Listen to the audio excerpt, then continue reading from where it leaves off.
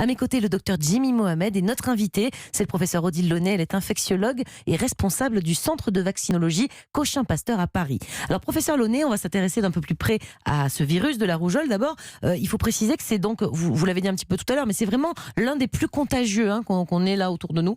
C'est probablement l'un des plus contagieux. C'est un virus qui se transmet par voie respiratoire. En fait, on excrète le virus dans les sécrétions respiratoires et à l'occasion d'un éternuement. Si j'ai la rougeole et j'éternue à côté de vous, qu'il y a un postillon qui arrive. Si j'étais pas vaccinée, il y aurait presque 100% de chances que je sois infectée. Ah oui. Et plus que ça, en fait, on sait que le virus peut rester aussi dans l'environnement, dans l'atmosphère. Et il y a eu des cas de transmission de personnes qui n'ont pas été ensemble dans la salle d'attente chez un médecin, mais qui ont laissé en fait le virus à persister. Donc si je postillonne et que ça atterrit sur la table, vous allez poser votre main, ça peut persister. Donc c'est un virus vraiment contagieux. Jimmy ? Et on est contagieux pendant combien de temps et à partir de quand on l'est? À partir simplement quand on a de la fièvre ou dès le début avec une période d'incubation? Alors on est contagieux 4 jours avant l'éruption, donc c'est pas toujours facile de faire le diagnostic s'il n'y a pas une notion d'exposition dans les jours qui précèdent, et on est contagieux 4 jours après le début de l'éruption. Donc ça veut dire que les 4 jours qui précèdent,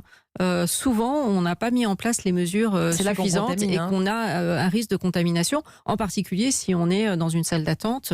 Il y avait eu comme ça un cas en maternité, en salle d'attente, où une femme enceinte est venue et ensuite ça a été un peu la panique, quoi. Et c'est quoi les premiers symptômes? Parce que vous dites on est contagieux avant, mais bon, une fois que les symptômes y sortent, c'est quoi qui sort sur le corps? Les premiers symptômes, c'est ce qu'on sait à la phase d'invasion. En fait, c'est souvent une sensation de mal-être, de la fièvre qui peut être très élevée, les yeux un peu rouges. Donc finalement, rien de très particulier.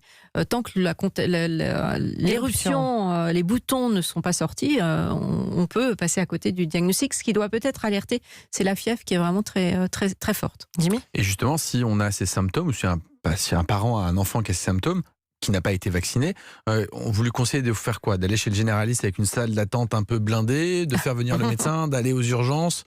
Je pense que c'est difficile de conseiller d'aller aux urgences aujourd'hui avec le monde qu'il y a aux urgences, mais je pense que si on a un enfant qui est comme ça un petit peu à risque, le mieux c'est d'appeler le médecin, SOS médecin à domicile, pour éviter effectivement de transmettre l'infection aux autres personnes de la salle d'attente, en particulier des personnes fragiles. Et ce qu'il faut dire, c'est que si on a cette maladie un jour ou l'autre, il n'y a pas de traitement aujourd'hui spécifique contre la rougeole. Alors comme beaucoup de maladies virales, on n'a pas de traitement. Donc on a ce qu'on appelle des traitements symptomatiques, c'est-à-dire qu'on va donner des traitements contre la fièvre, des douleurs, des traitements contre la douleur.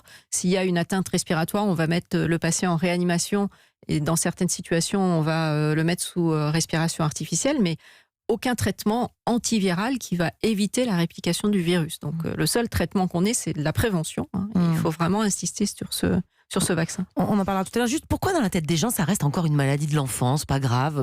Moi, je connais pas mal notamment ma belle-mère qui me l'a dit encore il y a pas longtemps, la rougeole à mon époque, c'était pas grave. Je pense que la rougeole, c'était une maladie obligatoire en fait, quand il n'y avait pas de vaccin. Donc les enfants avaient tous la rougeole. Mais on sait que la rougeole, une fois sur 1000, elle va donner des complications. Donc en France, c'est 700 000 naissances par an, 700 000 cas de rougeole.